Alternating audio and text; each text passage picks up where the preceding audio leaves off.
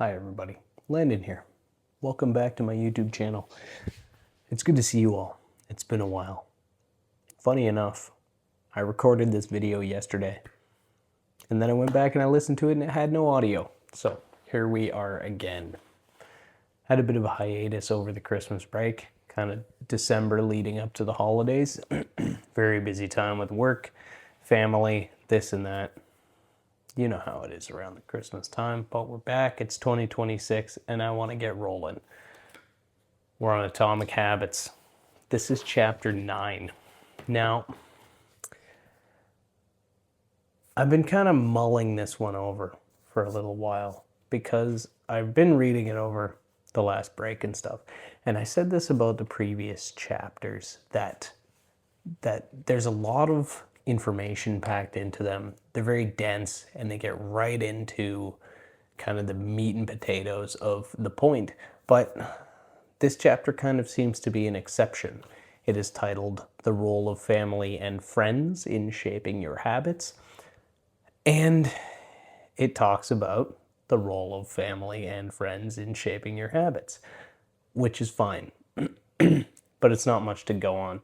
And for me to explain the chapter to you in depth, I really don't see a way to do that without essentially just plagiarizing the whole chapter. So we're going to go over it very loosely, very quickly, and I'm not going to pull many examples out. It starts with a story of, I believe they're called the Polgar sisters. Laszlo Polgar had 3 daughters, 3 children. He introduced them to chess very early and introduced chess as like the greatest thing somebody could do. The highest thing somebody could achieve was to like be a great chess player. And he instilled this mindset into all of his children from the time they were babies. And something crazy happened with all 3 of them. Like world level chess skills by all 3. I think 2 of them at one point in time held youngest grandmasters in history.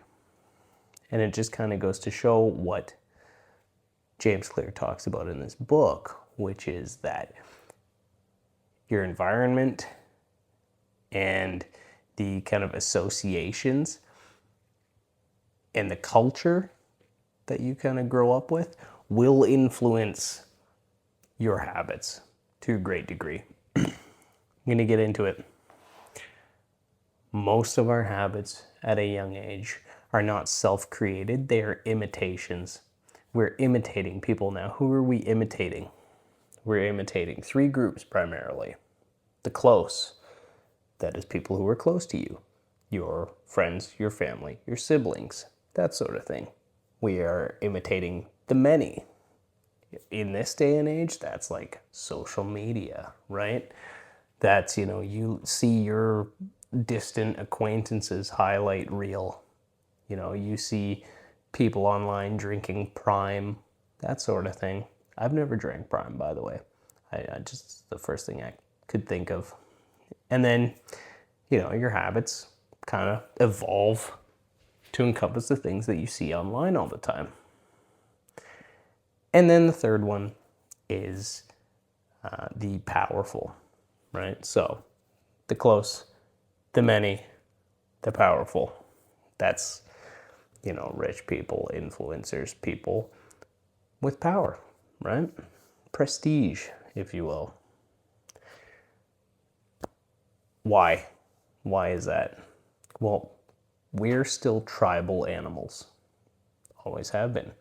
And if you went back millennia to, our great ancestors, right? The cavemen, if you got kicked out of your tribe, you were dead, right?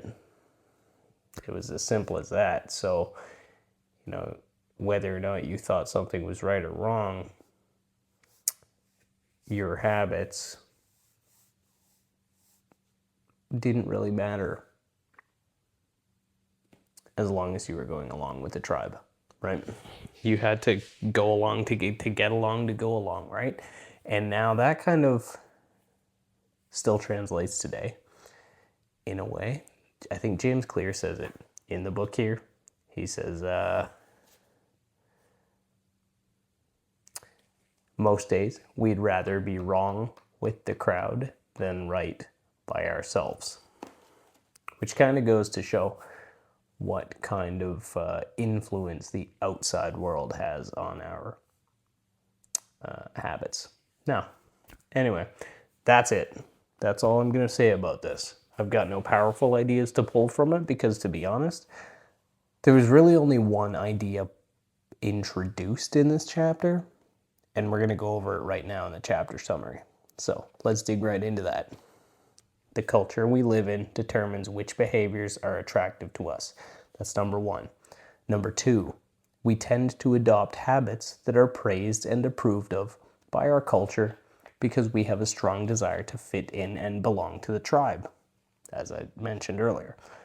Number three, we tend to imitate the habits of three social groups: the close, the many, the powerful.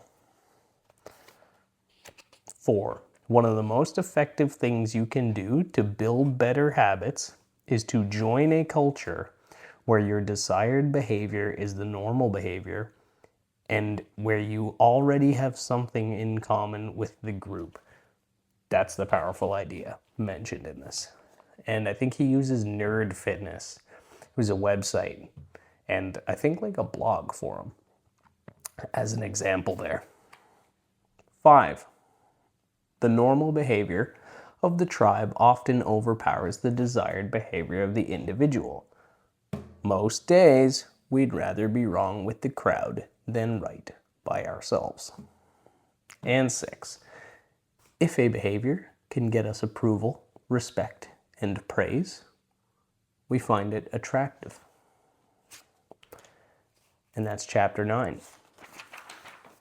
Not much to that one, to be honest, but I've no complaints. It's a book.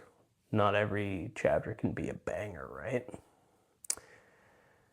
Well, on to different things. What are we doing here? It's 2026. I want to get through Atomic Habits. I want to introduce other ideas too. You know, different sorts of media that have kind of impacted my life or that I'm using to impact my life, or things that have helped shape me in some way or another into who I am now and then also who I want to become in the future. Books are cool and all, but do you guys really want to just hear about books like Atomic Habits? I don't know. Another thing to think about is I know I was talking about 2 videos a week. I want to take a look at that. I want to readdress that and see if I should be doing 2 videos a week, 1 video a week, 1 video every 2 weeks. I kind of want to streamline like what I want to do so that I can get actual writing time and stuff, so that I can actually script these loosely, or at least flesh out the ideas of the chapters a lot better, or flesh out the ideas of the videos a lot better when I'm not talking about chapters. That is something I have to figure out on my own, but just so you know, that's kind of what's going on here. Anyway, I hope you all enjoyed that rather short chapter and my little ramblings before and after. I really hope my mic was on this time and not on mute. And otherwise, you all take it easy. We'll talk again soon. Bye.